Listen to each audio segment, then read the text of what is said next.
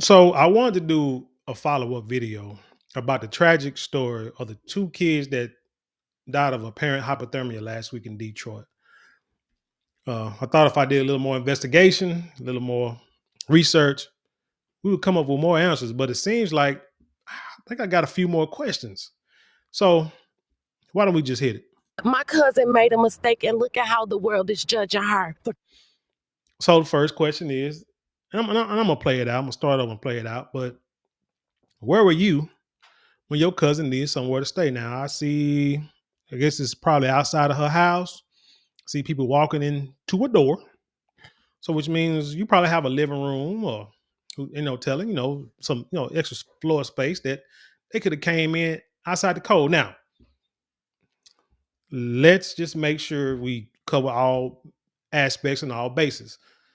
Like I said in the previous video, we don't know if the young mother, burnt bridges. People can't come and, she can't go to people's houses. We just don't know. Hell, it's her mama, what is it, two siblings and I guess four of her kids. So it's like shoot, 4, 5, 6, 7, 8 people living in the car. Dad is like that's a lot, man. So I mean, you're talking about damn near two families coming to somebody's house. So it might be a lot. You never know. Like I say, you just never know if she burnt bridges or not, and folks just don't want to deal with it. But anyway, let's play it out again. My cousin made a mistake, and look at how the world is judging her. The cousin of the mother who took her 5 children and their grandmother to the 9th parking lot level of the Hollywood Casino early Monday morning. And when the gas ran out of their car, so did the heat. And 2 of her kids, a 9-year-old boy and a 2-year-old girl, froze to death. She asked for help.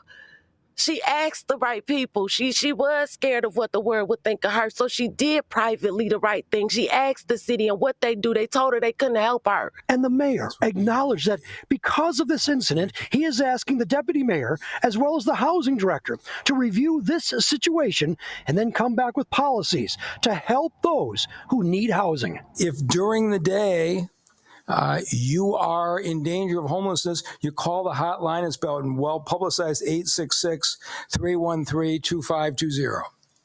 But if it's after 6 o'clock at night and an incident's happened, you've been pushed out of the house, you're in an emergency situation, go to your police precinct. Okay, so number one, sometimes people just don't need to say nothing, i.e. the cousin. Because right now, you're looking kind of bad. I know hindsight is 2020. Again, you don't know if the mother burned bridges with her family, friends, this, that, and the third. Maybe it is too many people. I think the mama said that in the interview that some people didn't want all them kids in their house, which is probably something someone probably told her. Because a kid, who knows, 4 kids. Because remember, she said that her kids don't get no whooping and they get everything that they wanted. Ain't got nowhere to stay. But they get everything they wanted. So it's quite possible these children were spoiled. So you go to somebody's house and they probably just tearing up houses. I know. Got little ones that come over here every now and then, like to tear up stuff.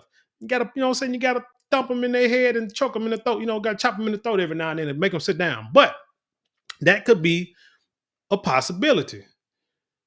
And I'm not really sure. You gotta think about this too. People adapt to their situations. I'm from Dallas, so it don't get down to the 20s and teens on a regular basis down here. But out there in Detroit, it might, what I'm saying, it look like it does. So they're probably used to those temperatures, and people are probably used to seeing homeless people living under bridges in this type of weather. Probably be like, hey, you can live, in a car, stay in a car overnight, whatever. They thought they might can, survive. But it just doesn't look good when you get on the news and, again, looking like that old deadbeat dad with them fake crocodile tears, acting like you were concerned and say that she asked for help and no one would help her. Yeah, you right, because you didn't help her either. And I'm not. And she said she was going to start a job the next day. So I mean, she could have. But I don't know. It's kind of thrown off because her mama was with them too. But then you heard the news guy say that it was her mother, and her 5 kids. Now, when you looked at other stories, you heard them say that she had 4 kids. She had 2 siblings with her and her mom. So my question is, which was it? And 3 of those kids belonged to the deadbeat dad. So what happened to the other dad? If she got 4 kids, that means there's another child there somewhere. Where's that child's dad at?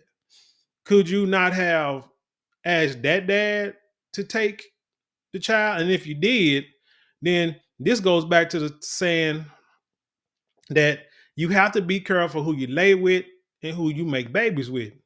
That's why we try to promote this whole marry before you carry thing now, because we see things in a different light. You know what I'm saying? I mean, I always knew that's the way it's supposed to be, but now it's like really dire right now. You can see a lot more situations where it'd be better if both parents are together, because the kids do suffer from grown folks acting ignorant towards each other. Because again, there's no reason why those children, because I've seen it where a guy could have, say have a baby mama and she have kids by another guy and she need help with them all, and that dude will help her to make sure all them kids are taken care of. I've seen that. You know what I'm saying? But you hate to see it. You wouldn't want to recommend it, but who gonna let the kids freeze? You see what I'm saying? Like I say, I as a father would not let my kids be on the street, not for 1 second, as children or as grown-ups, not for 1 second. Especially if their kids, they ain't doing nothing wrong. But if they're growing and they're doing what they need to do, they can stay here. If not, I get them a room somewhere. But they are not staying. I can't have them on the street nowhere. On the street at all. But regardless, like I said, I don't know if she got 5 kids, 3 kids, whatever. It doesn't matter. You got 2 kids. You know what I'm saying? That are gone. Now he also said that the gas ran out, the heat ran out. Then the question is, how to get to the hospital, because the mother said that she took them to the hospital. Now somebody brought to my attention that she said that somebody came to pick them up and take them to the hospital. That don't even make sense if that is true, because CNA, why didn't you just call 911? Because if somebody came and picked you up and took your kids to the hospital, that means everybody got out that van and went to the hospital, which means you knew before you got out that van that them kids were dead. Let's just be honest, because it said it was a nearby hospital. You knew them kids were dead, wasn't breathing. She said she was doing CPR, but how you didn't know the other child wasn't dead, wasn't deceased? I'm confused with that. And again, I'll be like, why didn't you call 911 for the ambulance to come get your child? Get you and your kid. It's like I said, I mean, hindsight is 2020, but these are just questions again that I have. The mayor talking about they want to have a conference, get together with the city council, meet people, this and the third, and see they can make changes. Ain't nothing gonna change, because this ain't the first. I'm sure this ain't the first time somebody done died of hypothermia in your city. I've seen stories where it showed like a dad and his daughter, I think car broke down, had a wreck, and they was found on the side of the road, had passed away from hypothermia. I think I saw like a mother and a couple of her kids, same thing. Car broke down on the side of the road somewhere. Not saying it's Detroit, but I'm just saying somewhere, and they died of hypothermia. This story is going to be big for a couple of weeks, and then it's going to die down, and everything's going to go back to the status quo, unfortunately. This is why you just keep relationships with your family, good relationship with your family, your friends, because you just never know when something bad will happen. And it will happen. You just don't know it. So that's why you got to keep a good rapport with people. Because if you live long enough, you're going to need somebody, and someone is going to need you. So that's why you got to keep family close. Like I say, don't forget about the deadbeat dad.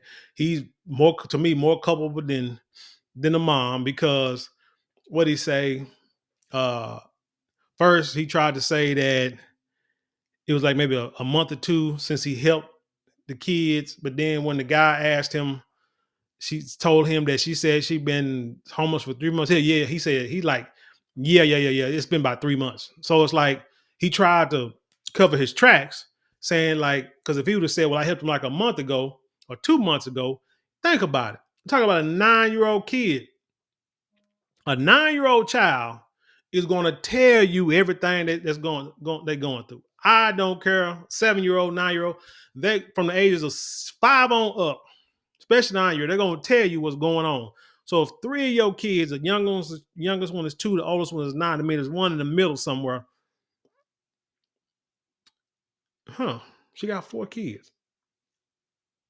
Oh, damn, there go another question. But anyway, my God.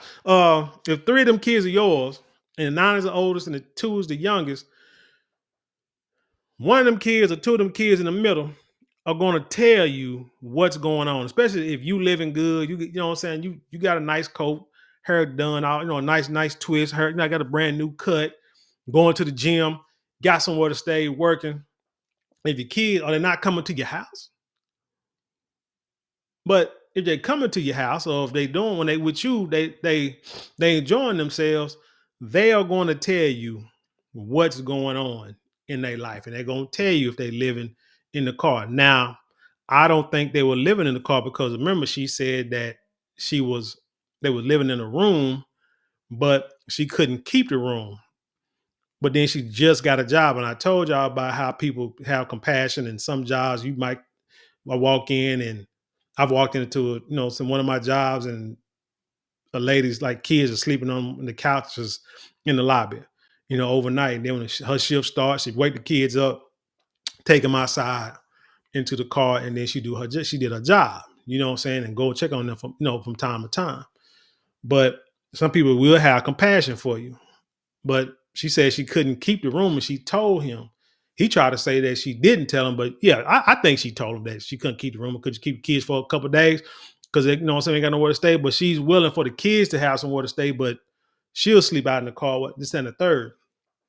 Yeah, that dude, that dude is terrible. And again, if you got like 6, 7 people in the car, you know what I'm saying? What happened? What happened to body heat, rubbing each other, making sure your kids is okay. I think now when she said that the baby, she was doing CPR and she's like green and brown stuff was coming up, I thought it might have been like blood and blood and fecal matter, but quite possibly just could have been mucus and could have had an infection.